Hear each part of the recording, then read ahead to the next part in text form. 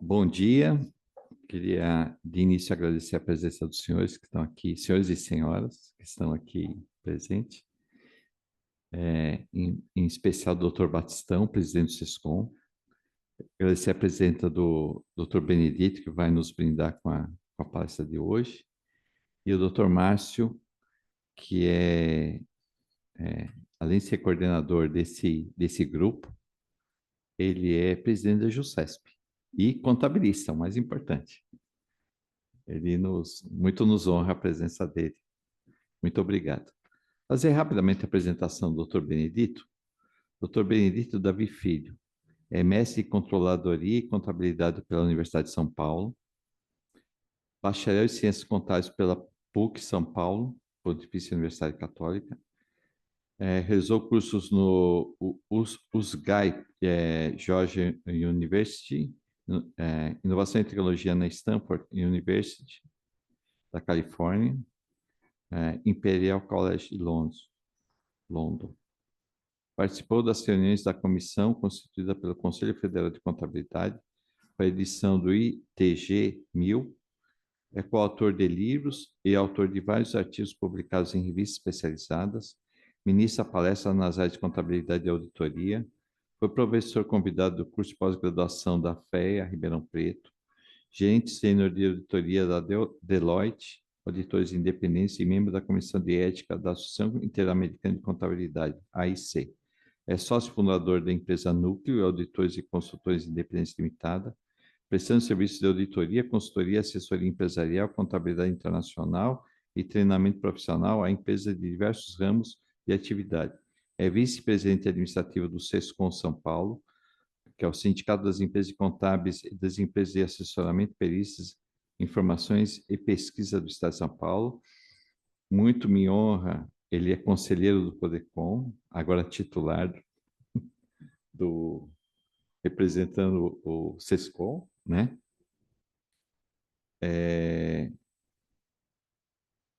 Que é o Codecom, é o Conselho de Defesa do Contribuinte do Estado de São Paulo, e conselheiro fiscal da ADESAMPA, Agência São Paulo de Desenvolvimento, integra o Cadastro Nacional de Peritos Contábeis, CNPC, do Conselho Federal de Contabilidade, atuando como perito contábil. O Cadastro Nacional de Auditores Independentes, CNAI, atuando como responsável técnico em serviço de auditoria, e é membro da Câmara de Contabilidade de Ibracon, Instituto dos Auditores Independentes do Brasil. Com esse vasto currículo e essa experiência, eu agradeço ao Dr. Benedito, agradecer ele até... Eu sou suspeito, eu considero uma pessoa muito inteligente, muito amiga, muito leal. É meu colega lá no Codecom, sempre intervindo em favor sempre intervindo em favor dos contabilistas, da atividade de contábil do Brasil. Mas sempre num viés desenvolvimentista, num viés social, num viés em prol do empresário. Por isso que eu achei muito importante a participação dele nesse conselho, desse tema que nós vamos abordar agora, principalmente das coisas que se avizinham com a reforma tributária. Então, passo a palavra ao Dr. Benedito. Muito obrigado.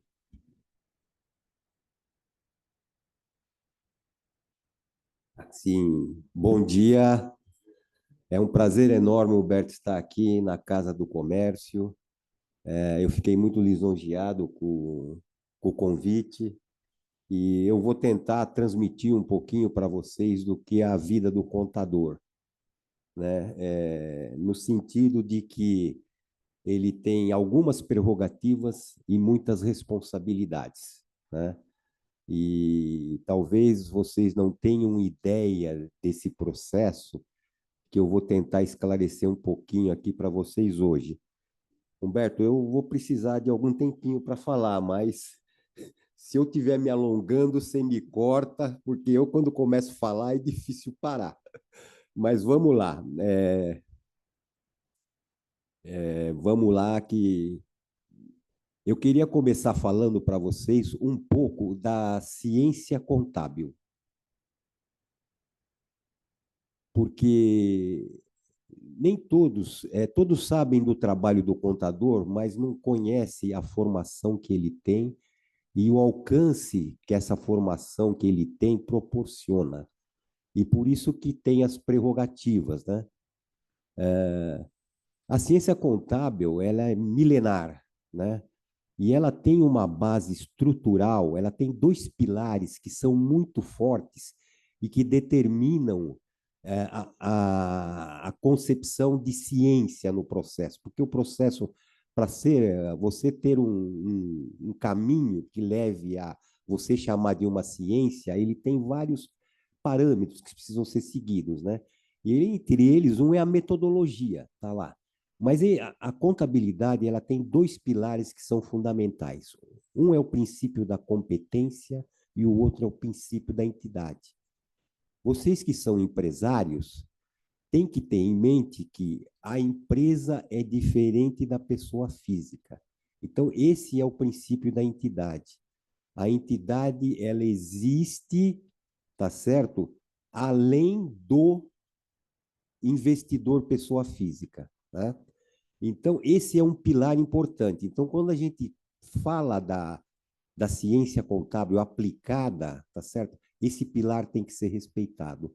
O outro pilar é o competência, que depois lá na frente nós vamos falar um pouco que o pessoal está falando de caixatência. Porque o competência, ele é o que determina o período de apuração, que é diferente do período de caixa, né? Então, o empresário, de uma certa forma, ele analisa o negócio de acordo com o dinheiro que entra no bolso dele, o que não está errado. Está perfeito. Mas a contabilidade, por ser uma ciência, né, ela tem essa questão da competência, que é um pilar muito forte. Então, esse pilar precisa ser respeitado por quê?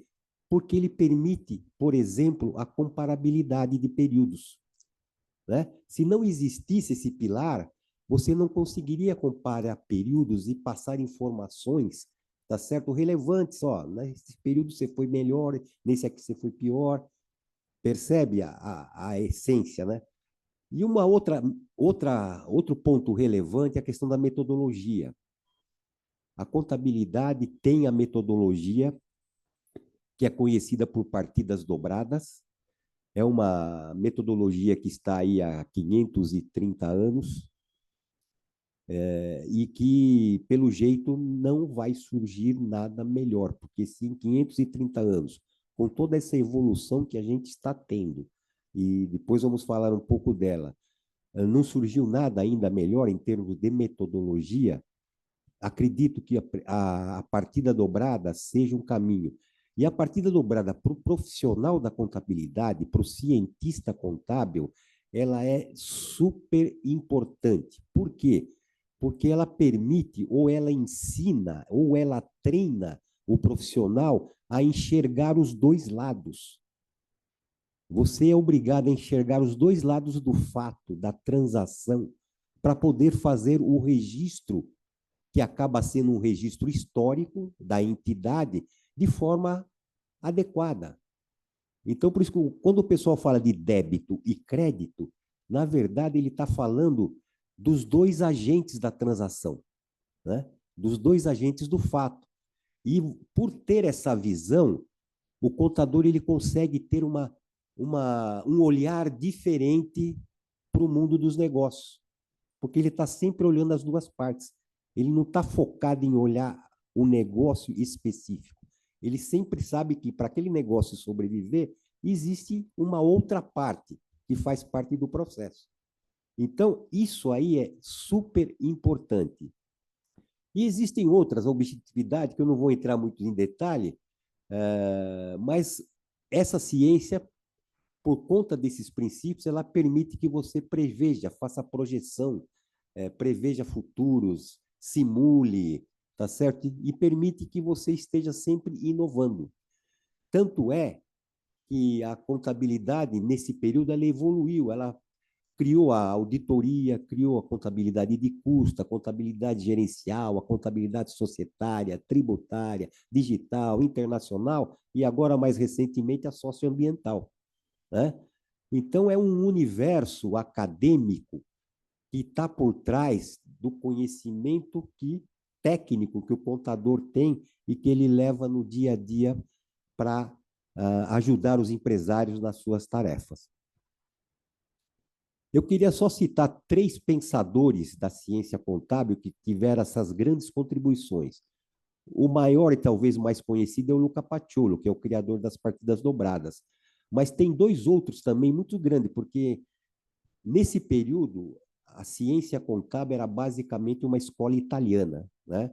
Então, o Fábio Besta, que em 1980 ele criou essa visão patrimonialista, ele trouxe para aquela metodologia de partidas dobradas o conceito do controle.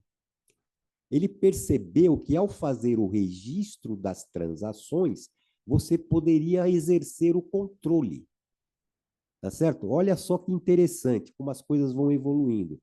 E o Vito Masi, ou Vincenzo Masi, ele percebeu que, além disso, você poderia fazer a gestão. Com esse controle, você poderia ter a gestão do negócio, cuidar das estratégias. Então, essa figura do patrimonialismo, ó, já estamos falando de 1920, né? E de lá para cá, vocês tivemos outras contribuições, mas depois da década, do problema dos americanos lá com a crise da Bolsa, né, em 29, essa contabilidade, essa ciência que era praticamente italiana, europeia, ela migrou para a América. E de lá começaram a vir todos os novos desenvolvimentos, né? Mas é importante ter em mente que a contabilidade, enquanto ciência, ela tem a origem na Europa. Bom, diante disso, quais são as prerrogativas do contador? A prerrogativa do contador ela está prevista no Decreto-Lei 9.295 de 1946. Olha só, é uma profissão que já tem uma certa existência, né? E esse decreto ele sofreu algumas pequenas modificações em 2010, né? E o que ele estipula lá? Que organização e execução de serviços de contabilidade, escrituração dos livros de contabilidade, essas coisas todas. Mas ele cita no artigo C, no item C, perícias judiciais, extrajudiciais, revisão de balanços e de contas em geral, verificação de haveres, revisão de permanência periódica das escritas, regulamentações, etc. Ó, assistências aos conselhos fiscais das sociedades anônimas ou qualquer outras atribuições de natureza técnicas conferidas por lei ao profissional da contabilidade. Observe que isso é importante, eu grifei ele em vermelho, porque quando você vai no artigo 26, ele cita ali que a linha C do artigo anterior, que é o item C, né, são privativas dos contadores diplomados, ou seja, dos bacharéis. Porque até então nós tínhamos o técnico de contabilidade e tínhamos o bacharel em ciências contábeis. Em 2010 foi feita a mudança da lei, né, que trouxe para os técnicos de contabilidade o direito de que, se você adquiriu esse título até o dia 1º de junho de 2015, você tem direito a todas essas prerrogativas. A partir dessa data, não mais.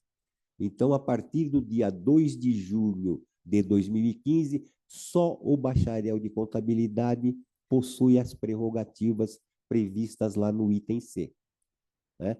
Então, a partir daí, nós que trabalhamos na área tivemos um grande problema de mão de obra nos nossos escritórios, porque os técnicos de contabilidade que formavam e tinham certas prerrogativas, eles perderam motivação para fazer o curso, né? E hoje é uma dificuldade que nós temos de estar formando esses profissionais que são importantes, né, para determinadas tarefas. E hoje nós temos essa dificuldade. Mas vocês vejam que as prerrogativas são poucas. mas as responsabilidades são muitas.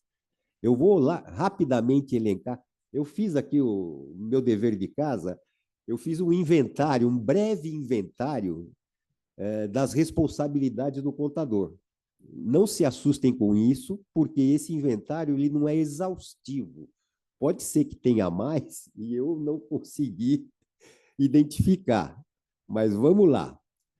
A primeira e principal responsabilidade que eu entendo que o contador tem é social, né? Nós precisamos atuar com transparência e integridade. O papel do nosso trabalho ele é determinante para uma sociedade justa. A relevância é tamanha que a sociedade não tem consciência disso. Eu reclamo do nosso conselho regional, que é o órgão que é responsável por fazer a divulgação da profissão, tá certo? Que nós precisamos levar essa mensagem para a sociedade, porque o cidadão em si não tem essa consciência. Os empresários que já são um pouco mais esclarecidos têm dificuldade de entender essa responsabilidade que o profissional da contabilidade tem, né? Então, é muito importante que a gente tenha consciência disso. E essa, para mim, é a maior das responsabilidades. A segunda, não menos menor, é a ética. O profissional da contabilidade tem que atuar com ética. E a ética é um quesito que está cada vez mais relevante no dia a dia do profissional.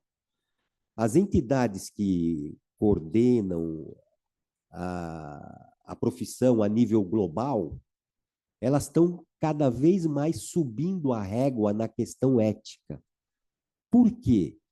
Porque qualquer notícia que saia que envolva alguma atitude não ética do profissional da contabilidade joga a imagem da empresa lá para trás.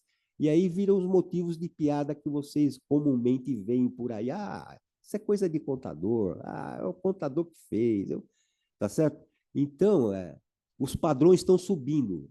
Penalidades que envolvam ética, elas estão na iminência de não permitirem que esse profissional atue mais. Ele, se for pego numa questão ética, vai perder o direito de exercer a profissão. Então, isso é muito sério. É muito sério.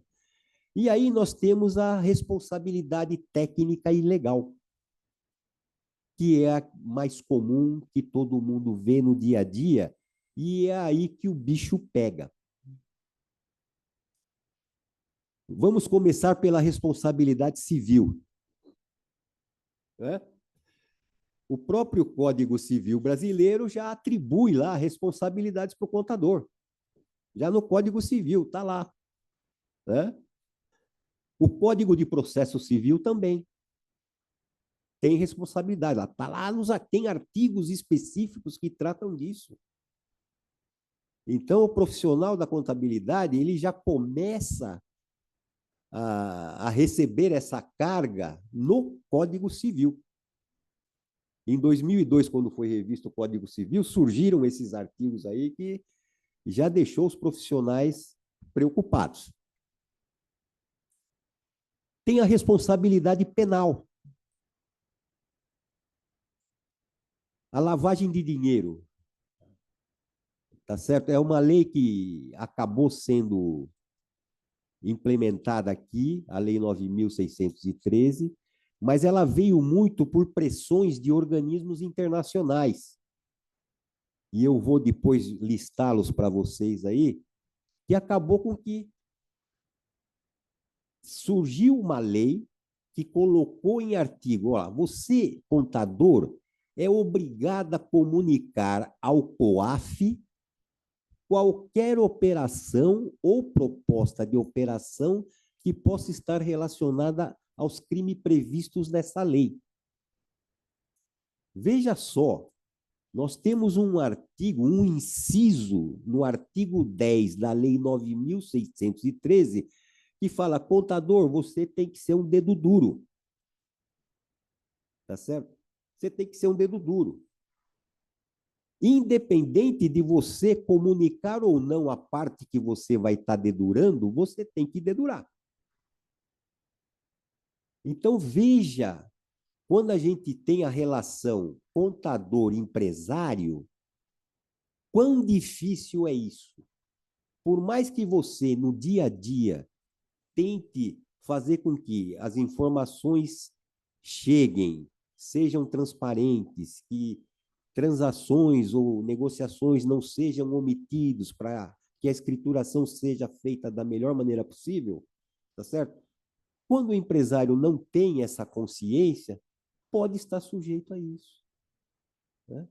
Então, a gente tem esse crivo nas costas. E por conta disso, por pressão internacional, o nosso Conselho Regional, Conselho Federal de Contabilidade, instituiu essa resolução para que o contador tem que fazer a declaração de que, anualmente, até o dia 31 de janeiro, nós, profissionais da contabilidade, temos que entrar no sistema e fazer uma declaração de que não temos conhecimento de nenhuma irregularidade. Quer dizer, não temos nada para dedurar. Tá certo? Isso é uma exigência do Conselho Federal de Contabilidade para os profissionais. Por que isso foi feito? Essa é a pergunta.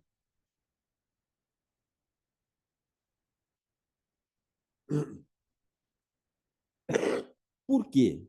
Se você declara que não conhece e passa-se 2, 3 anos, surge o fato lá de atrás, e você diz que não conhecia, você já é apontado como um corresponsável.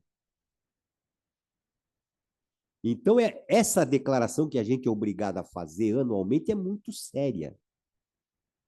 Tem que estar muito consciente. Eu fico preocupado, porque tem escritórios que têm, sei lá, 1.000 clientes, 2.000 clientes, e eu não tenho segurança de que ele tenha conhecimento, né, profundo, adequado desses 2.000 clientes para prestar uma declaração dessa. Então, é uma preocupação que está no dia a dia dos profissionais. Olha, esses organismos aí são aqueles que fazem pressão a nível internacional, né? Tem a lei, até a OCDE tá no pacote. E essa lei de lavagem de dinheiro veio muito por conta de pressões dessas organizações. É importante ter consciência disso, né? Agora vamos falar da responsabilidade societária. Nós estamos na lei das sociedades por ações. Tem lá vários artigos, tá certo? Que atribuem responsabilidades e também, nesse caso, eles determinam, tá certo? A modelagem do processo contábil. Tem ali o item de 184 a 188, define os critérios de avaliação do passivo, do ativo, receita e despesa. Ou seja, todos aqueles itens, todas as transações que eu faço a escrituração no livro, tá certo? Eu tenho que levar em consideração para fazer o registro esses critérios. Não é o critério da minha cabeça. E esses critérios, eles foram alterados em 2010, em 2007, na verdade, mas entrou em prática em 2010, pela Lei 11.638, né? Que incluiu, entre outras coisas, no critério o ajuste a valor presente, coisa que não tinha na lei societária anterior. E incorporou todas as práticas e procedimentos e normas internacionais de contabilidade, né? Então, o que aconteceu aí nesse momento? A Receita Federal entendeu que essas normas internacionais, elas são muito, digamos, subjetivas. E por serem subjetivas, elas não permitem que a Receita faça um acompanhamento adequado do contribuinte. E ela criou lá a 11941 e uma série de instruções não aceitando a maioria desses critérios internacionais. Então, criou-se a necessidade de dois controles. Um controle para atender a legislação fiscal e um controle para atender a legislação societária. Vejam que loucura. Então, só para dar um exemplo simples, a depreciação, por exemplo, a legislação tributária quer que você deprecie de acordo com as taxas que eles definiram lá no decreto. Tem que ser aquelas taxas. A legislação societária determina que você faça de acordo com a vida útil econômica, descontado o valor residual. Então, é um outro conceito. E você, ao fazer isso, por exemplo, as empresas que têm na prática, a maioria das empresas pequenas que não estão sujeitas a isso, não estão fazendo, estão continuando usando a legislação fiscal, tá certo? E o contador está fazendo vistas grossas para isso, porque, a rigor, ele teria que aplicar o que está na lei societária. Ele teria que fazer isso tanto para grande quanto para pequena. Mas as grandes, como são fiscalizadas, tem CVM, tem auditoria, elas têm essa duplicidade de controle e é um inferno. Tá certo que hoje o sistema ajuda muito, é uma questão de você parametrizar o sistema e você tem as informações. Mas isso é custo Brasil. É custo Brasil, né? Então, essas empresas, elas têm as normas, elas são controladas pela CVM. A CVM também atribui responsabilidades aos contadores, aos auditores, principalmente, tá certo? Tudo isso na esfera societária. Agora, tem uma tal de responsabilidade tributária que eu vou parar por aqui. Porque são tantas que vamos começar pelo Código Tributário Nacional. O Código Tributário já coloca lá, ó, o artigo 134 prevê a responsabilidade societária dos contadores e outros profissionais que solidária, em virtude de seu cargo, função ou atividade, deixaram de cumprir obrigações tributárias em nome de seus clientes. Se o contador contribuir para a falta de pagamento de tributos ou não cumprir obrigações acessórias, ele pode ser responsabilizado juntamente com o contribuinte. Isso está no Código Tributário Nacional. Tá certo? E estabelece responsabilidades pessoal dos contadores nos casos de infrações tributárias decorrentes de atos praticados com excesso de poderes, infração à lei, contrato social ou estatuto. Quer dizer, o contador, e é por isso que as normas batem muito na questão da ética, na questão da transparência e na questão da integridade. Porque se você não tiver esses conceitos na sua formação, você vai ser um profissional que vai ter muitas dificuldades no mercado. Olha lá, a lei dos crimes contra a ordem tributária, a lei 8.137. Eu não sabia de nada disso, viu, Humberto? Você me fez fazer o inventário, você me provocou, e eu saí procurando onde é que tem citação do contador nas legislações aí. E eu fui encontrando, até na lei do Simples, ó, na 123 tem lá, impõe ao contador a responsabilidade de orientar seus clientes sobre as obrigações tributárias e auxiliar no cumprimento delas, especialmente no regime do Simples Nacional, e prevê penalidades para os contadores que colaborarem com fraudes e omissões fiscais de empresas optantes pelo Simples Nacional. Gente, eu fico preocupado com os meus colegas que cuidam dessas empresas, né? Porque uma empresa que começa, geralmente ela tem dificuldades de controle, porque ela está começando e até ela adquirir essa cultura, você tem um período aí que fica mais ou menos no limbo, né?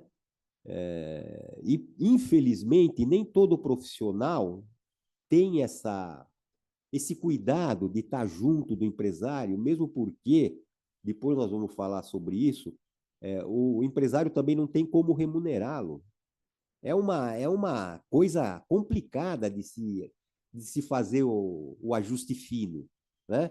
Ele precisa da ajuda, precisa da orientação, porque ele está iniciando um negócio, tá certo? Mas ele tem o conhecimento do negócio que ele está iniciando, mas ele não conhece de gestão, não conhece de regras tributárias, ele tem uma série de deficiências, mas por ele ser empreendedor, ele tem aquele ímpeto que é natural, tá certo? E ele quer seguir em frente. E com o tempo ele vai amadurecendo, vai aprendendo, vai tendo a noção desses fatos. Então isso é um período que eu fico muito preocupado, mas a lei prevê sanções, né? A lei 9.430, né? Da legislação tributária federal, lá, o artigo 44 previne que a ausência de documentação idônea, o contador pode ser solidariamente responsável pelos lançamentos incorretos ou pela falta de recolhimento de tributos. Outro dia eu ouvi lá um colega falando, né? Puxa, eu estou aqui com uma série de saídas da conta bancária que até agora o cliente não me encaminhou a documentação. Como é que eu faço para lançar isso? Não é falta de cobrar, eu estou mandando e-mails, estou documentando, né? Eu estou tentando ajudá-lo, e não vem. Passa um mês, 2 meses, não vem. Daqui a pouco fecha o ano, eu tenho que encerrar o balanço, como é que eu faço? Ele tem responsabilidade. Se ele fizer o registro, olha a sinuca de bico. Olha a sinuca de bico. Tá certo? Então, são essas situações que eu agradeço, Humberto, a oportunidade de estar podendo falar isso aqui na Casa do Comércio. Porque são situações do dia a dia que acontecem rotineiramente. Isso ganhou uma tal ênfase que lá no SESCOM, o presidente felizmente está aqui, nós vamos fazer uma câmara semana que vem exatamente para tratar desse tema, tal a gravidade. Nós estamos convidando vários colegas contadores para discutir isso. O que nós podemos fazer? Como é que a gente administra situações como essa? Abandona o cliente, ele vai procurar outro colega. Nós vamos transferir o problema de um colega para o outro. Ele não pode ficar sem. E aí? São situações que nós não temos respostas, mas estamos buscando, estamos correndo atrás de soluções, né? Ai, ai, ai, ai, ai. Vamos lá. Responsabilidade por assessoramento, quer dizer. Aí nós chegamos no PL C68, que foi a motivação do nosso papo inicial.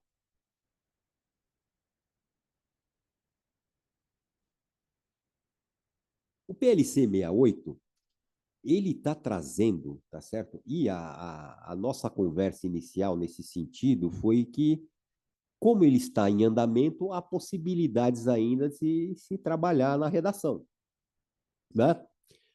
Mas o que tem lá? Prevê a responsabilização societária de terceiros, solidária de terceiros, incluindo contadores que, por ação ou omissão, contribuam para o descumprimento de obrigações tributárias. Isto significa que os contadores podem ser responsabilizados se tiverem envolvidos direta ou indiretamente em fraudes fiscais, como ocultação de operações, valores ou abuso de personalidade jurídica caracterizado por desvios de finalidade ou confusão patrimonial. Artigo 24, inciso 5º, itens A e B do PLC 68. Tá certo? Olhem só.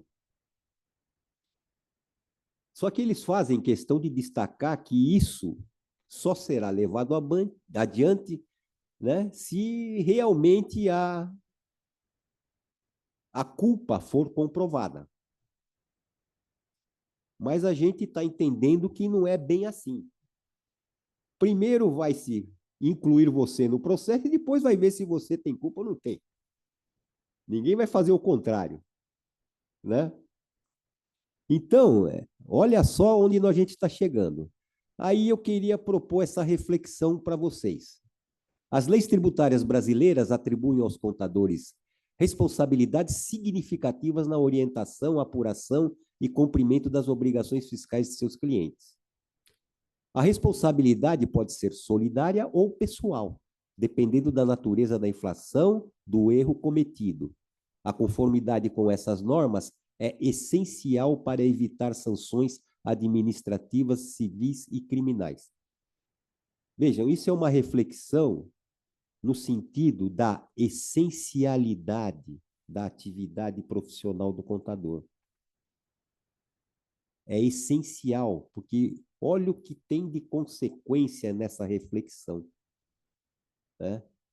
Então, eu quero chamar atenção muito para isso. E agora eu vou abrandar um pouquinho, já indo para a linha do encerramento, que é falar um pouquinho dos desafios e oportunidades que o contador tem em função de todo esse cenário catastrófico, digamos assim, que eu construí até agora, né? O contador hoje ele tem dois desafios, dois não, vamos dizer, dois que são macros, mas ele tem esses desafios para que está no dia a dia dele. A ESG, que é esse movimento global, tá certo? Onde o contador é protagonista, a tecnologia, que para o contador é uma ferramenta, a inteligência artificial, que para o contador também é uma ferramenta, a reforma tributária, onde o contador é protagonista, a essencialidade para o empreendedor e a sociedade, tá certo? Isso é uma responsabilidade social. A mudança de mentalidade, tá certo? Ele tem que passar a ser mais conselheiro do que técnico. A formação multidisciplinar com ética. Quer dizer, hoje a formação que o contador tinha de antigamente não é mais suficiente. Tanto é que a grade curricular está sendo alterada. Está sendo, não foi alterada. Ela está sendo estudada para ser implementada, para formar os novos contadores que vão chegar no mercado. E a educação continuada passou a ser impositiva. Quem está na atividade não pode ficar sem estudar. O profissional, por exemplo, lá no meu escritório, eu tenho uma demanda, não, é uma obrigação. Todo o meu funcionário, ele tem 2 horas por semana para estudar qualquer coisa atinente à atividade dele. E essas 2 horas, nós temos lá, trabalhamos com timesheet, né? Então, ele faz o apontamento das horas. Hoje eu trabalhei para o cliente tal, trabalhei tal, fiz tal tarefa. Ele tem que ter lá toda semana 2 horas das 40 horas que ele trabalha, 2 horas ele tem que colar, ó, eu fiz treinamento tal, eu li matéria tal, eu me atualizei.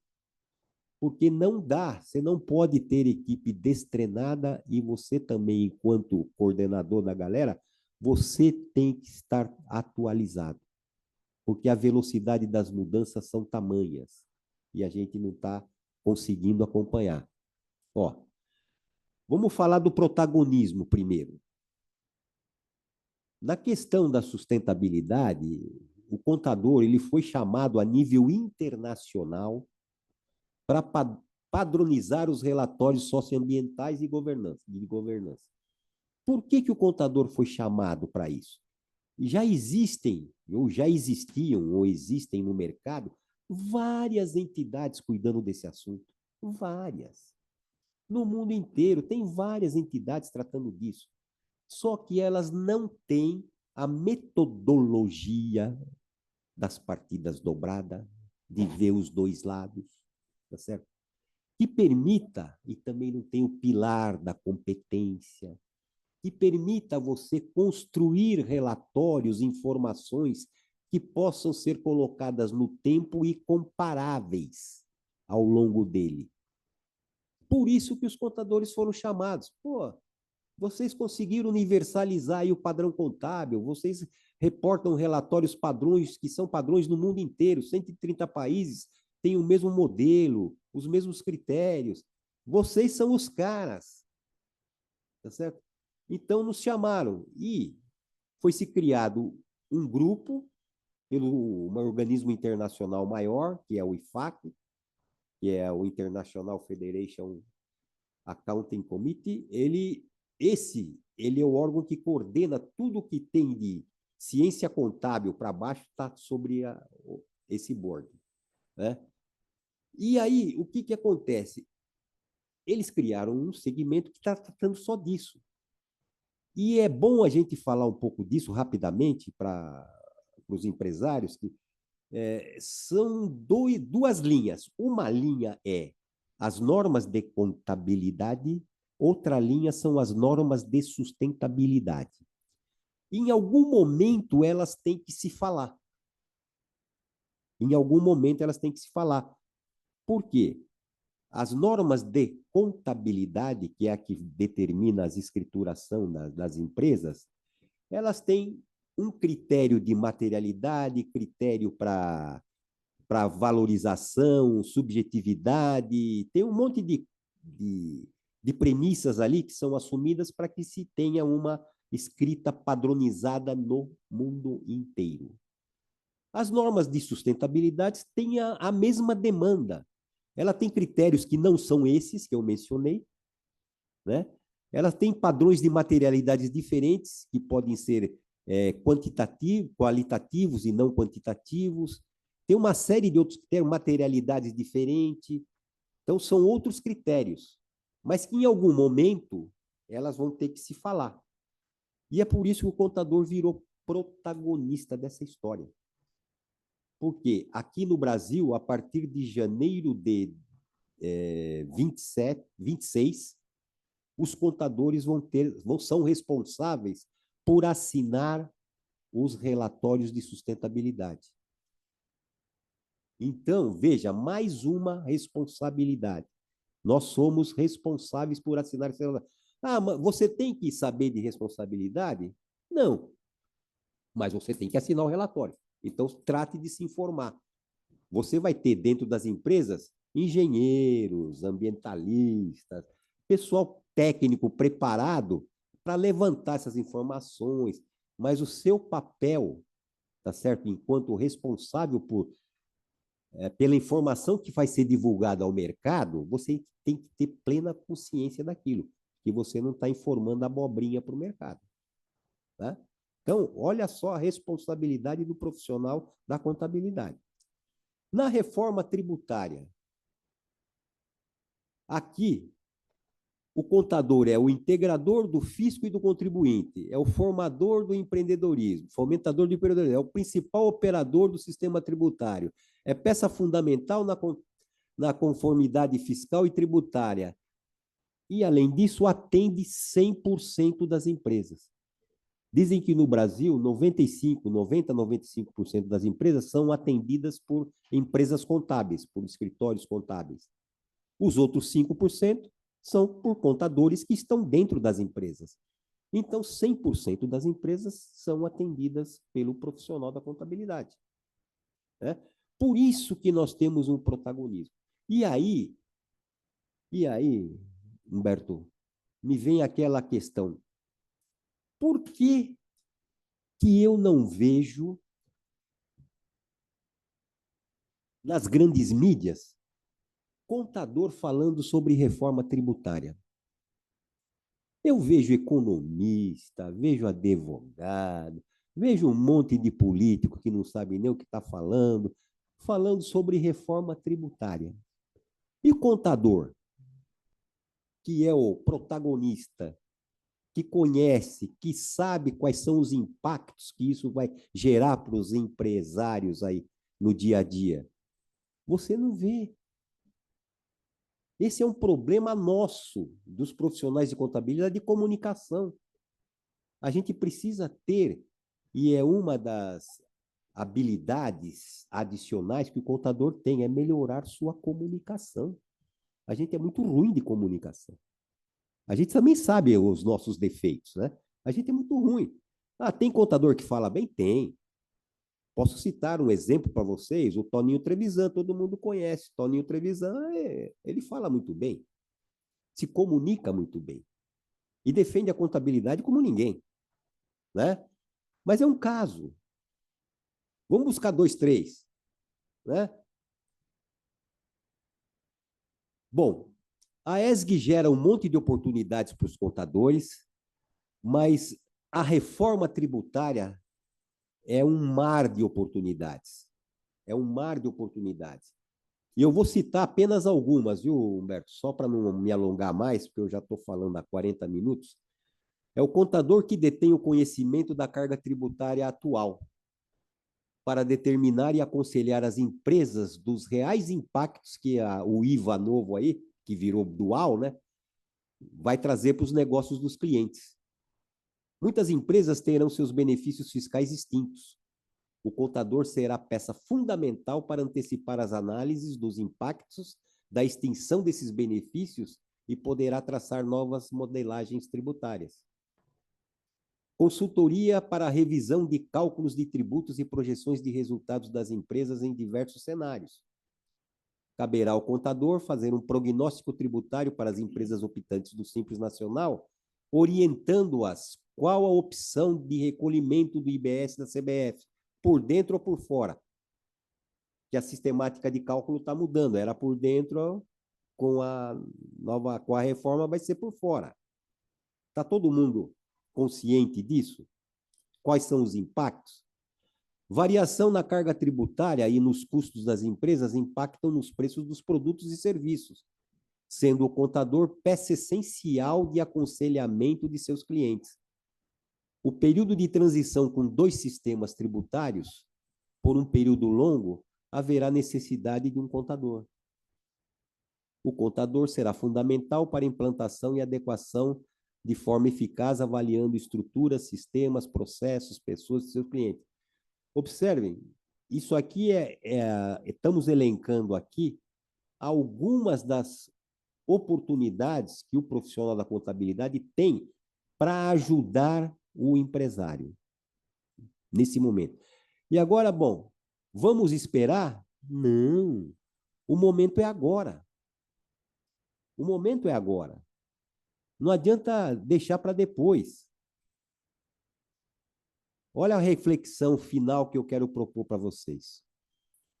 Considere rever a remuneração dos contadores que prestam serviços de excelência às suas empresas.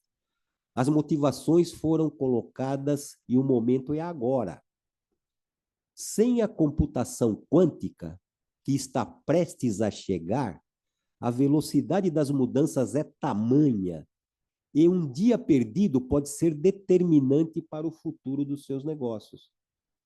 Eu queria deixar essa reflexão aqui na casa dos comerciantes, porque ela é algo para a gente realmente gastar um tempinho, refletir. E se seu contador ainda não te chamou para conversar, chame-o. Chame o seu contador, porque provavelmente esse seu contador está com dificuldades de fazer esse tipo de abordagem. Então, chame-o, converse com ele, tente antecipar as situações que estão por vir. Quem fizer isso antes vai ter mais tempo de se planejar. Uma das coisas que a gente enxerga muito e que vai impactar o negócio de vocês é a questão do preço que vai na nota fiscal, vai ser sem os impostos. É o seu preço. Então, o seu preço vai estar na nota. O do concorrente, o concorrente vai olhar e vai ver, ó, o preço dele, pô, tá mais alto que o meu, pô, ou tá menor que o meu. Percebe o que isso vai impactar no mercado? A sua margem pode estar começando a ser discutida. Se você não tiver uma estrutura estrutura de custos adequada para determinar se o preço que você está praticando ele é razoável e te permite competir no mercado, eu sugiro que vocês comecem a conversar. A gente está enxergando que os escritórios de contabilidade vão sofrer uma mudança muito grande em função de algumas modificações que vão ter, que estão previstas na reforma tributária, como a forma de apurar e pagar os impostos, que é o tal do split payment, que vai mudar totalmente a forma de escrituração fiscal, que ela vai ficar muito simplificada e vai fazer com que as empresas de contabilidade deixem de ter preocupações maiores em relação a isso e passem a ter preocupações maiores em relação aos custos dos seus clientes. Porque hoje em dia é muito comum, eu não sei se na empresa de vocês acontece isso, o estoque é problema do cliente. Normalmente, o custo de venda de um comércio ele é apurado pela fórmula mágica. Estoque inicial mais compra, menos o estoque final, é o meu custo. Tem uma lógica nessa, tá certo? Mas isso, quando você lida com mais de um produto, não te permite saber qual que é mais lucrativo ou menos lucrativo. Isso se você vende um produto, pode ser que seja até eficaz, né? Mas se você vende mais que um, aí você já começa a pensar. Então, converse com o seu profissional, converse com o contador que te atende e tente mudar, porque a hora de fazer isso é agora. Humberto, gratidão por essa oportunidade e eu fico aqui à disposição de vocês. Obrigado. Muito obrigado, doutor Benedito, professor Benedito, ele é professor universitário, brilhante e muito equilibrado, como sempre. Parabenizá-lo pela exposição, achei muito interessante, muito preocupante. São situações que eu anotei várias situações aqui, mas eu gostaria de passar a palavra para o doutor Márcio. Alguma consideração? O doutor Márcio é uma pessoa muito importante, que além de profissional contabilista, Meu presidente. Nosso presidente. Foi o presidente da SESCOM e é o primeiro profissional, né, Márcio, contabilista, presidente da JUSCESP. Ou o primeiro que eu conheço, pelo menos. Teve alguns outros, sim. Mas é muito importante, porque além de toda essa questão que o doutor Benedito levantou, e ainda existe responsabilidade, eu vou chamar responsáveis por fora da legislação principal, que ainda o contabilista ele é responsável pelas questões societárias da empresa, extracontábeis, questões de direito mesmo, né? Então, uma coisa que eu venho chamando a atenção, que o contabilista, além de tudo, ele ainda abre a empresa, modifica a contrato social, intervém nas relações societárias, presta consultoria direto nas questões societárias, muito além do advogado. Eu sou advogado, profissional de advocacia, então eu atesto isso que eu estou falando, né? Então, além de toda essa questão de assessoria econômica, ainda tem a questão societária que ele acaba influenciando e de forma até heróica, né? Porque muitas vezes não é treinado para isso. Mas ele tem que aprender, ser um autodidata e aprender essas questões. Mas essa não é a questão dessa nossa palestra agora, mas eu gostaria de passar a palavra ao Dr. Márcio Shimomoto, por favor. Obrigado pelas considerações. Parabéns, Benê, pela sua apresentação. Nós temos alunos, vocês são alunos de contábeis? Você acabou de espantar já os nossos futuros colegas, né? Mas é uma profissão que realmente ela é apaixonante. Eu sou segunda geração de contadores. Meu pai era contador, nasci numa empresa de contabilidade também, né? Então, quando você tem a possibilidade e aquilo que eu acho que quando você é picado por essa questão de quando você olha um empreendedor que começa do zero. Normalmente o empreendedor vem buscar o contador com um sonho, né? de empreender. E aí você começa a ver que no nascedouro dele, ele começa a evoluir, você começa a dar algumas orientações para ele de gestão, ele começa a progredir, e essa satisfação de você ver o seu cliente começar a contratar, começar a crescer, começar a expandir, abrir filiais, abre outras empresas. Isso é uma satisfação muito grande, né, que traz para nós. Apesar de tantas responsabilidades que o Benê falou, desculpa chamá-lo de Benê, viu, Benê? É que a gente já se conhece há muitos anos. Eu já estive presidente, não estou mais. O presidente atual está aqui, é o Carlos Alberto Batistão, ele é atual presidente do Sescom São Paulo. E na junta comercial, agora como presidente da junta comercial, realmente, quem são os nossos maiores usuários, isso identificado, são os contadores. Eu só tenho 2 profissionais que entram no contrato social, que são contadores e advogados, né? Então, são eles que estão sempre presentes lá na junta comercial, operando. Eu acho que o contador é o grande operador, né, tanto na parte tributária como na parte societária. Normalmente, quem define lá, e nós da junta também falamos muito sobre isso, procure sempre um contador para fazer a abertura, porque você começa a abertura de uma empresa, qualquer um pode abrir uma empresa. Só que depois a continuidade dela, se você não tiver alguém suportando aquela empresa, ela já nasce com multas. Então, para não incorrer em multas, e normalmente o empreendedor no começo da vida, ele tem recursos limitados, né? Não tem recursos abundantes sobrando, ele precisa começar a emitir nota, precisa contratar, precisa girar, até começar a ter faturamento e realmente ter uma lucratividade, ele tem um tempo. Se nesse tempo ele começa a sofrer multas, você encurta a vida daquela empresa. Por isso que a gente tem aquela estatística do Sebrae, né? Que, infelizmente, a maior parte das empresas fecham nos seus primeiros 2, 3 anos. Então, é importante sempre estar bem suportado. Queria perguntar uma coisinha até para o Benê, tá? Que eu acho que, como o Humberto falou também, quase 100% das empresas são suportadas. Nós temos uma categoria de empresas que foi criada lá atrás, que a gente até põe em questionamento se é uma empresa ou não é, que são os microempreendedores individuais. Eles têm um CNPJ.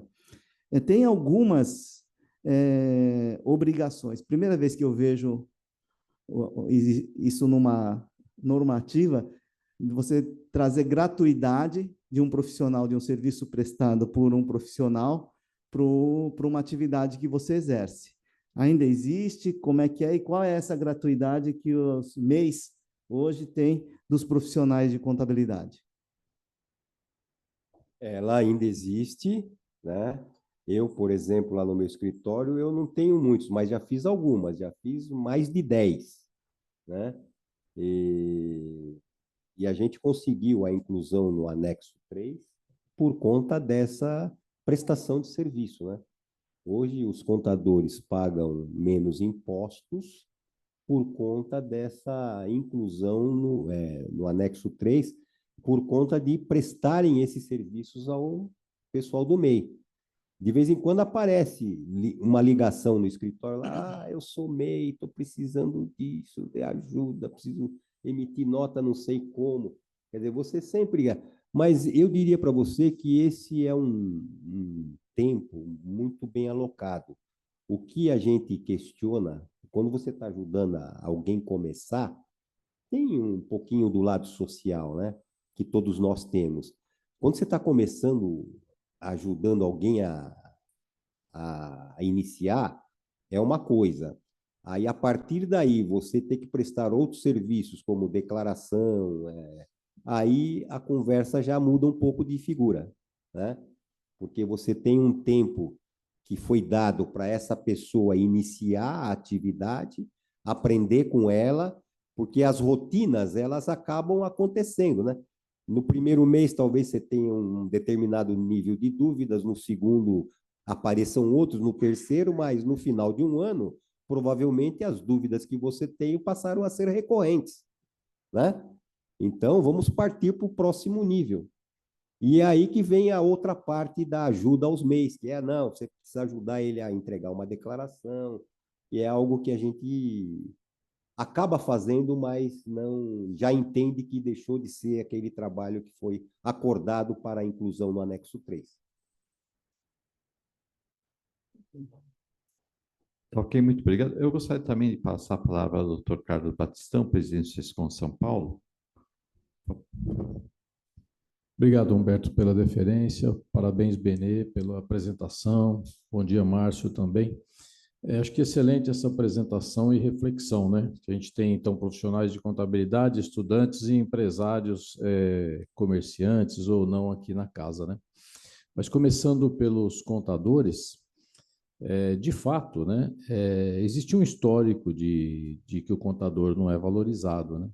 E esse histórico talvez ele foi construído por vários motivos, talvez pela falta de profissionalização, por ele mesmo não se valorizar, por ele mesmo não estudar e talvez não fazer para que ele fosse valorizado. Agora, isso não é fácil mudar de uma hora para outra. Não é fácil mudar as coisas de uma hora para outra quando você cria vamos dizer, uma fama que o contador talvez não é um profissional valorizado, mas a gente precisa começar. Em algum momento precisa começar.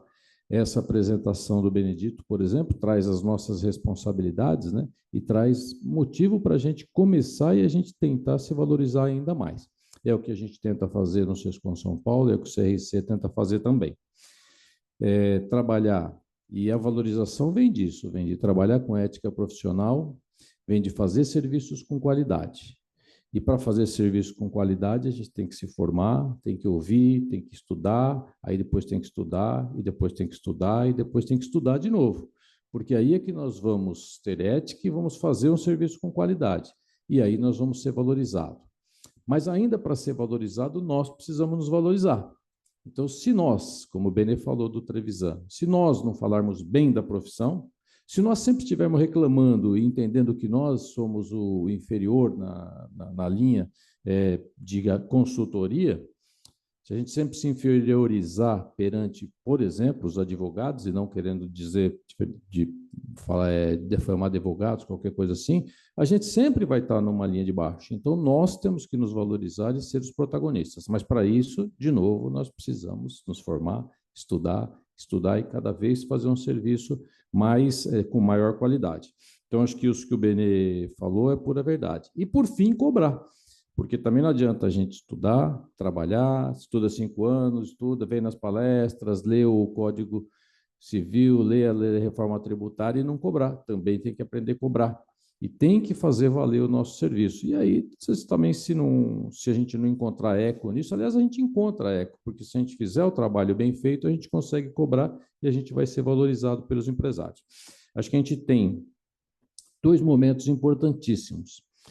Um é essa questão da reforma tributária. Os empresários precisarão dos contadores. O Benê falou do custo, né? O preço vai estar. Ele quis dizer o seguinte: o imposto é por fora. Agora, não é igual hoje que você dá um valor de R$100, o imposto está lá dentro, ninguém sabe qual é o imposto. Depois da reforma tributária, vai se saber qual é o imposto. Quando você der um preço de R$100, vai ser R$100 mais o imposto. Então, aqueles R$100 é o preço do seu serviço. É assim que será agora. Então, isso vai trazer uma responsabilidade muito grande para o empresário, porque ele tem concorrente, ele tem que saber qual é o preço. E quem que vai ajudar ele é o contador. E se a gente não se colocar à disposição para fazer isso, para trabalhar, para aprender a fazer custo e ajudá-lo, de novo, isso vai passar para alguém fazer, o contador não vai ser o protagonista. Mas nós temos um momento muito importante da gente ajudar os empresários agora, estar do lado deles, cobrar por isso, fazer um bom trabalho. E outra coisa que vai nos ajudar essa tecnologia, né? Que está trazendo uma verificação sobre tudo. Quer dizer, quero dizer o seguinte: não tem mais nada escondido. O fisco sabe tudo o que acontece. Se ele não está fiscalizando, é porque ele não tem braço ou por algum motivo, mas ele sabe tudo. Compra de imóveis, compra de carro, venda de imóveis, venda de carro, quanto você tem no banco, quanto você tem investido, quanto você ganhou em ações, quanto você ganhou em renda variável. Se você não tem dinheiro nenhum, você está devendo, ele sabe tudo. E isso vai trazer, aos poucos, uma responsabilidade. As coisas não ficam mais escondidas como há 40, 50 anos ficava, isso que ninguém paga nada, que não declara nada. Então, tudo vai aparecer. E isso traz ainda mais uma oportunidade para os contadores apresentarem e trabalharem com essa ética. E, por fim, só para concluir, acho que os empresários têm que valorizar. E esse começo, essa parceria, por exemplo, de permitir que a gente fale aqui na associação comercial, esse órgão tão importante, ele é a valorização da contabilidade. A gente sente isso, nós somos gratificados de estar aqui na associação, de ser chamado de alguns outros órgãos também para falar, porque é o contador tendo a sua voz ouvida pelos empresários. Então, eu entendo que nós estamos num caminho de valorização, mas cabe a gente, cabe então aos empresários contábeis, aos contadores que estão na empresa, aos estudantes, saber que a gente tem que ter ética, estudar sempre, prestar cada vez melhores serviços, e a gente tem futuro muito bom pela frente, porque a nossa profissão ela traz realização pessoal, profissional e financeira se a gente trabalhar prestando bons serviços. Obrigado, Humberto. Muito obrigado, presidente Batistão. Realmente, penso exatamente isso. A atividade contabilista, eu sou fã da contabilidade, né? Eu tenho um filho mais novo que um dia me perguntou, lá no passado, há 20 anos atrás, um pouco mais, que profissão seguir. E eu falei contabilista. Né? Assim, ia falar outras profissões, eu não tinha problema nenhum. E naquela época estava exercendo a função de procurador fazenda nacional, sou mestre em direito tributário, quer dizer, eu tenho uma noção das profissões, né? Que se é que podia falar de economista, advogado, engenheiro, qualquer coisa, médico, não tinha problema de recursos para pagar. Eu falei contabilista, ele se tornou contabilista, fez mestrado na sua universidade lá também, né? Então, eu tenho orgulho indiretamente dessa profissão, né? E eu penso nela com preocupação, acho que ela preocupação positiva, né? Ela talvez nós não estamos compreendendo a posição, nós, sociedade brasileira, a função e a necessidade, mais do que a contabilidade, do profissional contabilista, na ajuda da gestão, na importância da gestão da empresa, na importância da gestão pública. Então, hoje tem uma conversa que a gente ouve e eu fico com o pé atrás com a conversa, que é a questão do déficit público. Tem déficit público, não tem déficit público, independente de partido político, ideologia, tudo. Mas eu percebo que essa conversa está deslocada. E essa percepção que eu tenho é uma percepção técnica, infelizmente, quer dizer, não é uma opinião política, é uma percepção técnica. Por quê? Porque a contabilidade pública é um outro elemento também que tem que ser compreendido. E compreendido de forma adequada pelo profissional da contabilidade pública. Então, eu vejo o quê? Vejo economistas, enfim, brilhantes até, falando de contabilidade pública. E falam coisas inapropriadas. Né? Porque o déficit isso, déficit aquilo e tal. E compara o déficit público com o déficit privado, como se fosse a mesma coisa. Vou só citar um exemplo para não ser muito... Por exemplo, o regime na contabilidade pública, tem a lei própria da contabilidade pública, é o regime de caixa. Enquanto que a contabilidade privada é regime de competência. Não é que é errado fazer regime de caixa, é porque tem um motivo. Existe um motivo técnico para ser um regime de caixa. Não é uma... Mas se é o regime de caixa, eu não posso comparar, por exemplo, o déficit público na contabilidade pública tem um significado essencialmente diferente do déficit da contabilidade do regime de competência. As coisas são ligeiramente diferentes, né? Tecnicamente, claro que não estou falando que pode ou não pode ter déficit público, estou dizendo o seguinte, que a consequência ela tem que ser melhor analisada. E esse erro de análise que nós acabamos tendo é em função de desconhecimento da ciência contábil específica. Mas o economista ele é bom em economia, ele é bom em contabilidade. Então, eu concordo com o Dr. Benedito quando ele fala assim, muitos são ouvidos. O advogado tem aquelas ações, enfim, legais, juízes, promotores, deputados são ouvidos, são legisladores, claro, são ouvidos, não.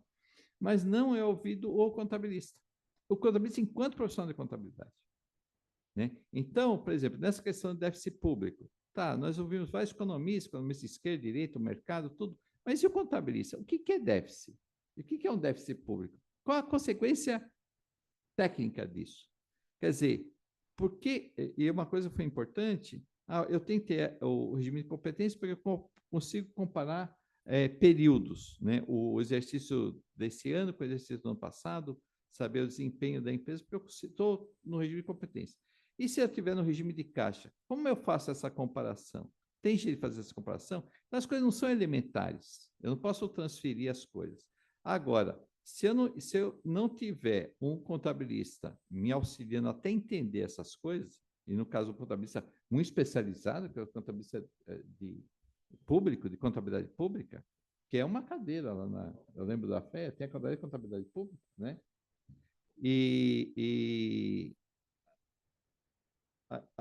Se eu não tiver isso, eu corro o risco de falar besteira e acabo falando algumas besteiras, não é besteira, não sei, mas acabo falando coisas sem muita propriedade. Acabo fazendo julgamentos que eles acabam ficando esquisitos no contexto, né? E posso chegar a conclusões equivocadas, né? Então, me parece assim, o profissional contabilista precisa ser ouvido, precisa participar, ser aberto espaço para ele, a participação nessas questões macroeconômicas, questões microeconômicas, as questões enfim, até da sociedade, da política governamental, né? As responsabilidades, tudo isso é muito importante. A responsabilidade que a gente vê é sempre assim, a palavra solidária, eu tenho medo dessa palavra. Responsabilidade solidária significa o seguinte, que ele é junto com o empresário, é solidário, não tem ordem, ele pode vir primeiro, inclusive, ser responsável primeiro. E outra coisa, por fim, só para não me estender muito, né? Eu pego mais a parte jurídica, eu sou advogado, né? Então, tem essa questão da filosofia de tributação. Então, a reforma tributária vai mudar a filosofia de tributação, simplificando, de uma tributação essencialmente por dentro, para uma tributação essencialmente por fora. Simplificando, nós estamos nos aproximando mais do que seria o antigo IPI e distanciando mais do que seria o ICMS, né, que seria por dentro e por fora. Isso tem implicações gravíssimas. São duas formas de pensar. As duas seriam válidas, não tem, mas essa mudança muda essencialmente a forma de eu pensar. Isso muda a forma da responsabilidade. Isso é muito importante, viu, Márcio? Muda a responsabilidade. Por quê? Porque se eu declarar e não pagar o ICMS, a princípio, até então, eu não cometeria crime. Aliás, seria se o empresário fosse preso, sim, primeiro ele levantou tudo certinho, só declarou e só não recolheu o tributo. Nossa, por que não é admitida a prisão dele? Porque não se admite prisão por dívida, em princípio. Então, essa é a questão de fundo. Por outro lado, o IPI. Eu declarei todo o IPI, tudo certinho, e não recolhi IPI. O que prevê a legislação? Prevê uma conduta penal. Por quê? Porque seria apropriação indébita. Porque se entende que o consumidor, o cliente daquela indústria, no caso a indústria, ou empresa que para da indústria, né, no caso que é o contribuinte direto do IPI, ele de alguma forma pagou, às vezes até não pagou, ele ficou devendo, mas teria pago e o contribuinte direto não teria recolhido, né? Então, eu vi já casos reais disso, não é muito comum, mas existe, de jurisprudência, de condenações por apropriação indébita, né? Então, isso significa o seguinte, a responsabilidade é muito diferente. Apesar de ser o mesmo fenômeno quase econômico, não pagar IPI e não pagar ICMS, mas a consequência jurídica ela vai, inclusive, por perda da liberdade dos agentes, né? Inclusive do contabilista. O que precisa tomar muito cuidado. Então, quer dizer, nesse tributação nova, com essa visão do tributo por fora, tem muitas, não sou contra ou a favor uma posição ou outra, né? Tem muita, você tem mais transparência, você tem mais coisas, mas você aumenta a responsabilidade do contabilista enormemente. Se ele é solidário por uma questão de responsabilidade, ele pode vir ser preso. Vamos falar um português fácil de entender. Por simples não recolhimento de imposto. Já não é mais entendeu? Por erro na declaração sabe? Pelo simples requerimento. Claro que eu estou exagerando, você está exagerando e tal, mas a gente sabe que às vezes é plantado uma semente na legislação, aquilo pode tomar virar uma realidade terrível no futuro, né? Então, nós precisamos tomar muito cuidado, esclarecer muito bem o empresariado, esclarecer muito bem o profissional contabilista. O profissional tem que se atualizar mesmo, não vejo como não se atualizar com essas modificações todas, né? E, por fim, eu acho que sou um crítico positivo dos zonais do profissional contabilista. Eles são muito aviltados na prática, no mercado, né? Claro que não estou individualizando, mas, em geral, são muito aviltados. É cobrado de forma muito humilde, muito simplória.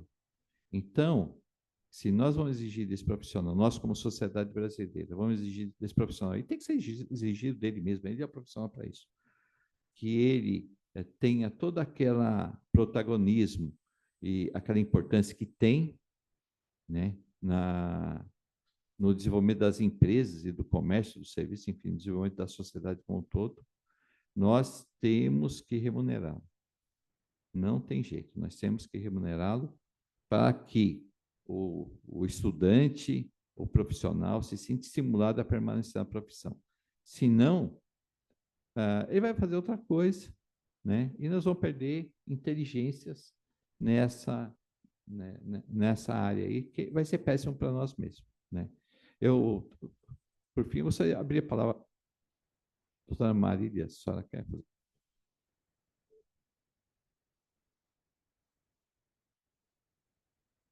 Obrigado.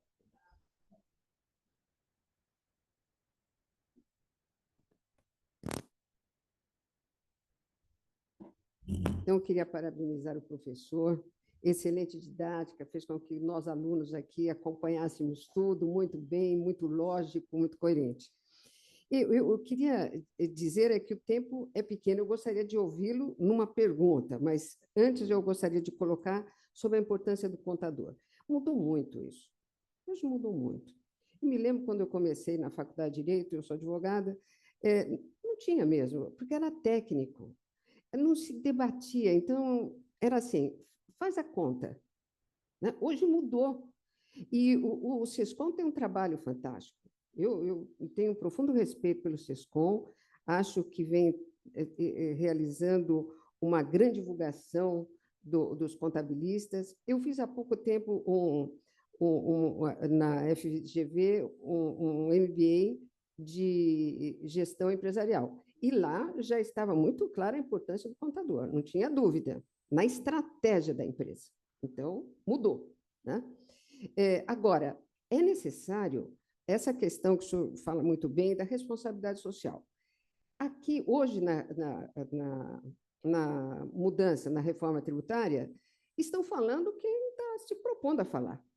Eu acho que o contador tem que falar e tem que mostrar cálculo. Se ele mostrar o cálculo, as pessoas vão querer falar muito com o contador, porque ele vai falar, olha o prejuízo aqui, né? Que está se falando, porque a turma fala, em tese, todo mundo fala, né? Todo mundo fala. E até um colega meu falou assim, olha, Marília, me convidaram para falar sobre inteligência artificial. E eu falei, eu não sei. Ele falou assim, mas ninguém que está falando sabe, então eu quero que você fale, pelo menos a sua experiência. Porque é isso, né? Porque na sociedade é assim, né? Mas o contador tem a visão. Então, se ele fizer um cálculo, pode ficar tranquilo que os advogados vão ficar ali. Não, está certo, vai ter esse prejuízo. Agora, se não fizer o cálculo, então, é como todos estão falando. Então, eu vou falar na área do direito. E outra questão, não pode existir rixa entre profissões. Não é o advogado... veja, por exemplo, o advogado, certas matérias a gente fala assim, não, isso não fala, isso é crime, é criminal. Isso eu falo, societário. A gente não tem rivalidade entre o profissional, porque são áreas, né? Então, eu acho que aí, contadores, por favor, falem sobre esses cálculos. E aí eu quero fazer uma pergunta. Na reforma tributária, no regime do Simples, não haverá muito prejuízo para os micro e pequenas empresas? o que a gente enxergou até agora é que eles vão perder competitividade. Isso. Tá?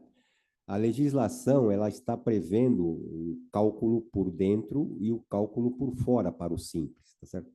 Então, aí que entra a importância do papel do contador. Ele tem que sentar com esse microempresário e começar a fazer exercícios agora. Se nós vamos fazer a opção de fazer o cálculo por dentro ou por fora. Se eu fizer o cálculo por dentro, o simples para ele continua do jeito que está. Ele vai lá na tabela, vê qual é a alíquota e recolhe o imposto como ele vinha fazendo até então. Se ele fizer a opção de fazer por fora, né, aí ele tem que fazer conta. Por quê? Ele vai tirar daquele cálculo que ele paga lá o simples, que mais ou menos 50% se refere a ICMS, PIS e COFINS, dá mais ou menos 50% da taxa. Se ele está na faixa de 6%, 8%, 3%, 4% se refere a esses impostos, ICMS, o resto é a previdência, são outros impostos. Então, ele ao fazer essa conta, ele vai saber, ele vai poder, né? Ele vai saber quanto é que ele vai ter que, digamos assim, quanto ele repassa de crédito para o seu cliente a partir da reforma tributária.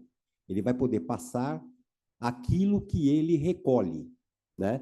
Então, ele vai poder repassar, sei lá, 3% do valor da nota que ele emitiu. A empresa que contrata ele vai poder tomar isso como crédito. Só que o concorrente dele, que não está no Simples, vai passar os 26,5% de crédito. Então, ele tem uma perda de competitividade que pode tirá-lo do mercado. Exatamente. Agora, ele precisa fazer a conta. Bom, se eu fizer a opção para poder repassar esses 26,5% igual quem não está no Simples faz. Aí ele precisa ver quanto que os insumos que ele utiliza na operação dele geram de crédito para ele. Para ver se a alíquota que ele vai, o net, né, da operação, se vai compensar. Se ele vai ter um acréscimo de 10%, 12%, 5%, essa conta é que tem que ser feita. E ela tem que ser feita agora. Mas, então, não seria possível... Por exemplo, a FIFE está agora, ele acabou de dar uma entrevista no nosso, na Associação Comercial, nas notícias, sobre a perda de competitividade do Simples. Não é o caso do SESCOM, o SESCOM e a associação estão sempre juntos, mas divulgar mais isso e mostrar que é caso, eu pergunto, é caso a caso ou a grande maioria vai perder a competitividade? É caso a caso para saber o tamanho da perda, mas a tese é para todo mundo, porque então, a perda de competitividade é para todos que não fizerem a opção. Ele perde, não tenha dúvida. Uns perdem mais, outros perdem menos, mas a perda é indiscutível, né? Então, esses raciocínios, se pudesse falar em vários, no rádio, na televisão, mostrar, olha, veja um exemplo. Eu acho que vocês entram aí num protagonismo fantástico. Agora, se ficar só em reuniões pequenas, não, agora é o momento da reforma tributária o grande assunto. Eu vou pedir para o nosso presidente falar um pouco. Nós fizemos a Conexão Paulista aí. A Batistão vai falar. Doutora Marília, se me permite, então, nós fizemos os cálculos, e a gente já fez bastante modelos, né? Mas caso a caso, fizemos alguns cálculos para apresentar. O SESCOM rodou, eu, o Benedito, o Antônio Carlos, o Jorge, rodamos o estado aí, fomos em 26 regionais falando e mostrando os cálculos de como vai ficar a tributação. Mostrando as contas, como você está dizendo. Não específico de muitos casos, mas, por exemplo, de advogado, nós fizemos e mostramos como fica a conta de uma empresa de advocacia e como de uma empresa de contabilidade, por exemplo. Normalmente as prestações de serviços estão aumentando os impostos, viu? É isso mesmo. O Simples, não é para todo mundo que ele vai perder a competência, porque se ele estiver vendendo ao consumidor final, o consumidor final não vai usar crédito. Então, para ele não muda muito, mas muda. Por quê? Porque os preços para ele virão mais caros. E os prestadores de serviço para ele, o advogado, o contador, vão comprar mais. Então, aumenta o preço dele, mas não interfere essa questão da transferência de crédito. Para os outros casos, sim, e aí o que o doutor Afif falou está correto. Agora, uma coisa mais importante do que isso é a questão da cidadania, porque por prestação de serviço está aumentando o imposto, não tenha dúvida. Mas para comércio e indústria pode diminuir o imposto. E nós fizemos esses cálculos também com alguns exemplos. Sim, se você pega um comércio hoje que paga 18% de ICMS, paga contribuição, paga PIS e COFINS, está dando quase os 26%. Só que está por dentro esse cálculo. Então, eu pego o 100, ele está lá dentro. Quando eu pegar 26, ele é por fora. Eu tiro esse que eu pago hoje, o meu valor cai para 72, 73, aí eu aplico os 26%, não dá os R$ 100 se você partir de uns R$ 100. Então, veja, o que a gente precisa mostrar para a sociedade é que algumas atividades vão ter redução de imposto. E eles não podem entender que vai continuar igual. Então aumentou para 26, o meu valor era 100, eu ponho 26% em cima. Não. Tira os impostos que você pagava, porque você não vai pagar mais, eles não vão existir. E estou falando de impostos sobre consumo, né? PIS, COFINS, ISS, ICMS, IPI. E agora você aplica o seu imposto. Muitos casos vai diminuir.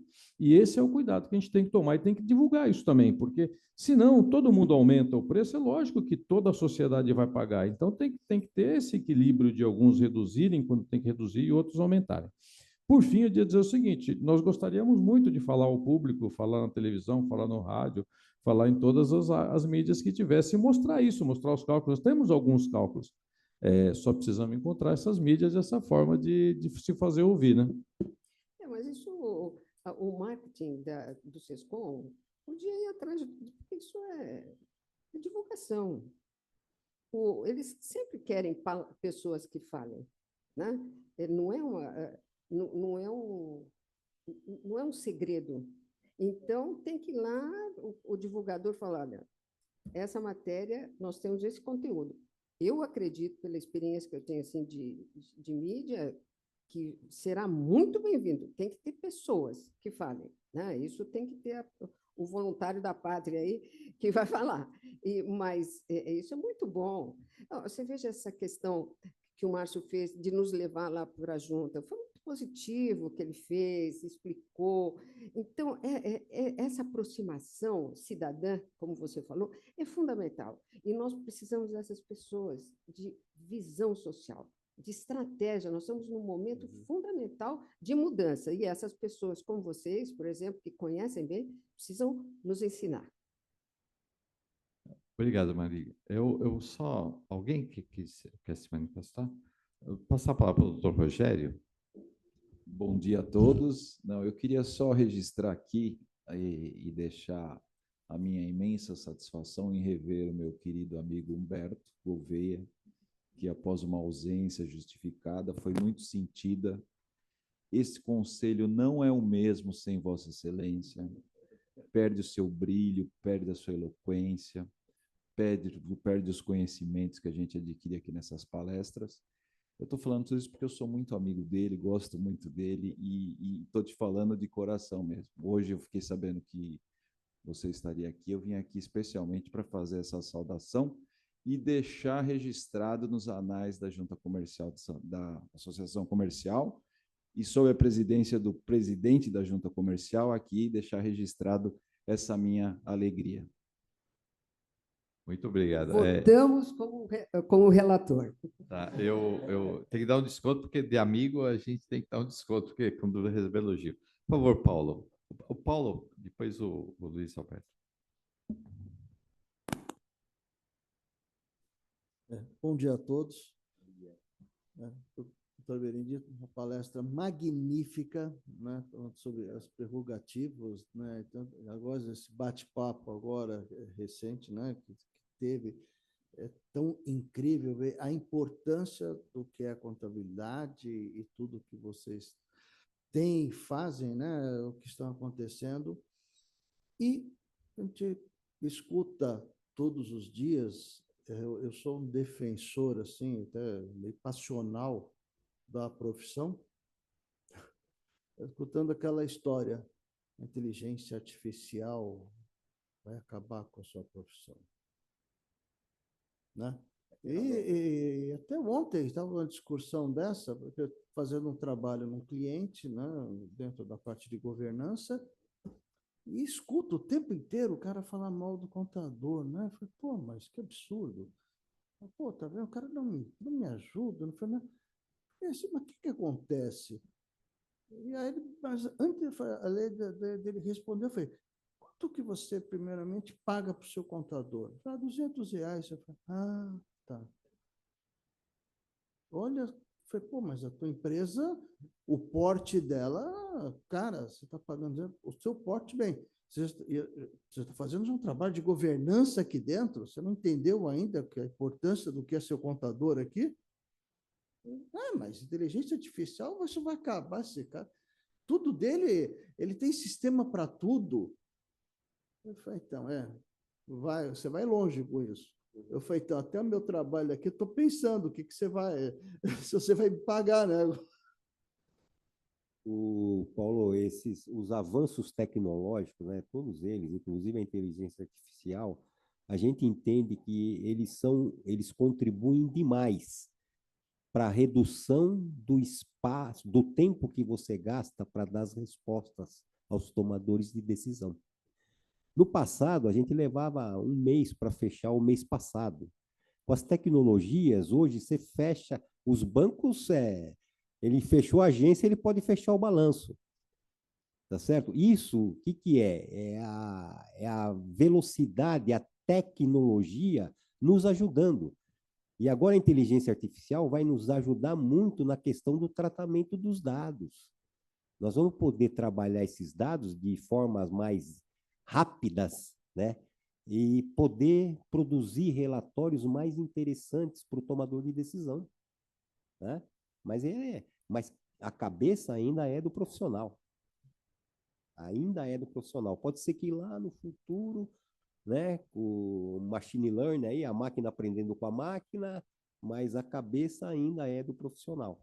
E todas as normativas que existem da profissão têm o grau de subjetividade que não estão dentro das máquinas, né?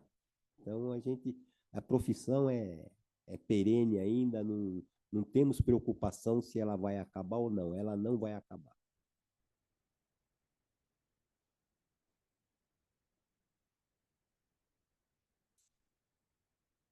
Ok, eu gostaria de passar a palavra ao Luiz Alberto.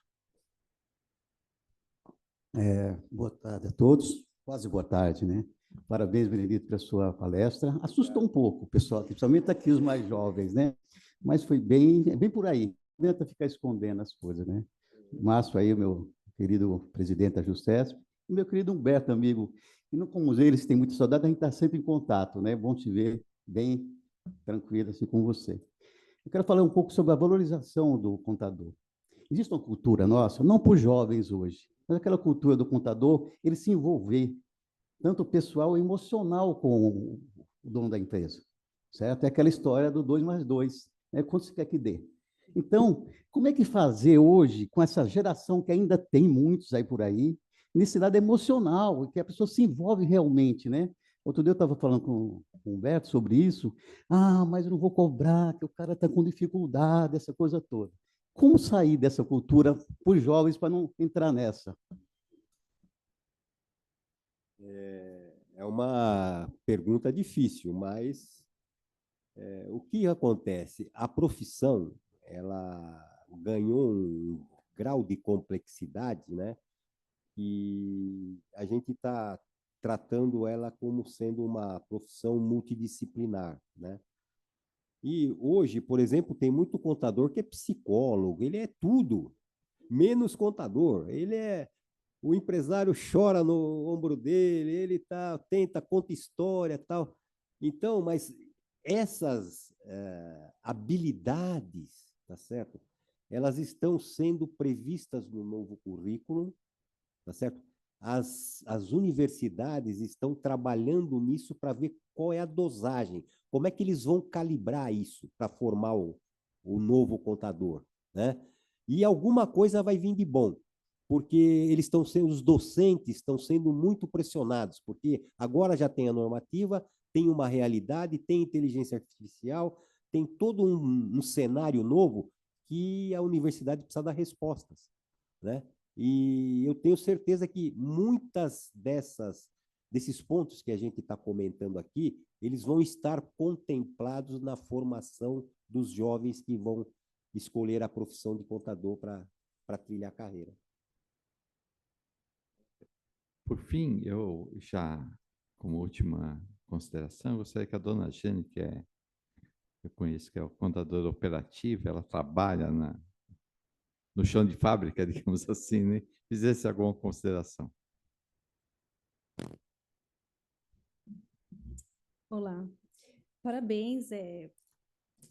Foi assim uma lembrança de muita coisa que eu já aprendi, né?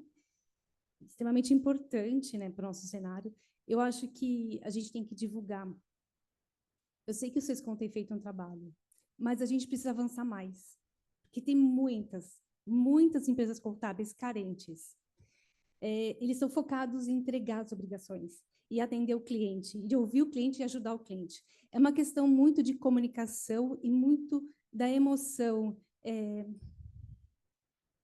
Precisa realmente, né? Eu acho que o trabalho do Sescom, eu notei algumas coisas aqui, a gente precisa evoluir um pouco mais nos cálculos, né? Principalmente divulgar isso. Eu vejo que em relação não sei, em relação às pessoas que eu tenho conversado, os contadores, eles estão muito assim perdidos. Eu vou te dar um breve relato. Que é uma dificuldade que o Sescom tem, não por culpa da diretoria executiva que está lá, mas sim por conta do perfil dos profissionais. Nós temos, infelizmente, 25 mil empresas de contabilidade, entre 25 e 26 mil, segundo o CRC, no estado de São Paulo. Né? Nós temos que são associadas do Sescom, não chega a 2 mil. E dentro dessas, tá certo? Muitas não participam de nenhum evento que a gente faz, de palestras, de situações que a gente cria para tentar estabelecer essa conexão e fazer a transmissão, de atualizar. Importante para eles é estar atrás da maquininha lá, entregando a obrigação acessória. E quem não sai do seu quadrado, ele não vai conseguir se libertar, né? Nós temos exemplos para dar, infelizmente são poucos, de pessoas que passaram a frequentar a entidade e que hoje o escritório é totalmente outro, diferente, né? Nós temos os dois lados. Então, esse trabalho, por exemplo, a conexão que nós fizemos, rodamos 26 regiões, nós falamos para mais de 2 mil contadores ali no tete a tete, mas a gente queria ter falado para mais, são 150 mil. Nós falamos para 2 mil, porque as regionais foram lá, chamaram, convocaram, era gratuito, era o tempo de 1 hora para ele dedicar lá e ouvir. A gente mostrou todos esses cálculos para o serviço, para o comércio, se era no presumido, no real, se era no... Temos todos esses, mostramos, e nós fizemos isso porque a gente estava se corroendo, porque o momento de ver isso é agora, e eles não foram.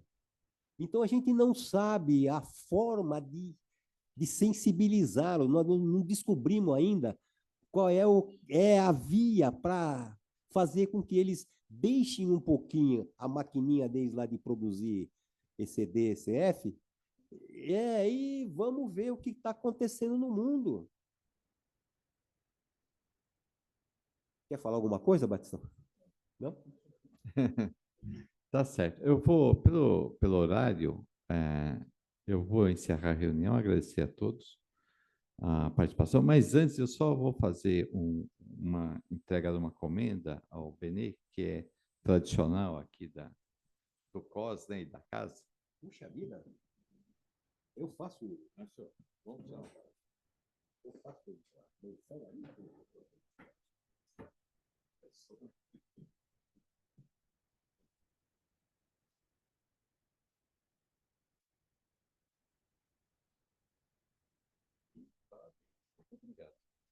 Obrigado, viu, Beto? Obrigado. Obrigado a vocês pelo convite aí e a oportunidade da gente estar falando um pouquinho da profissão.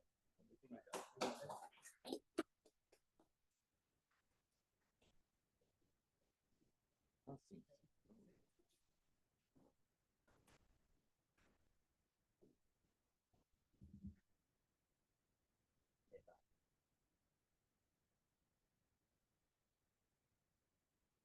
Qual será uma foto de participação?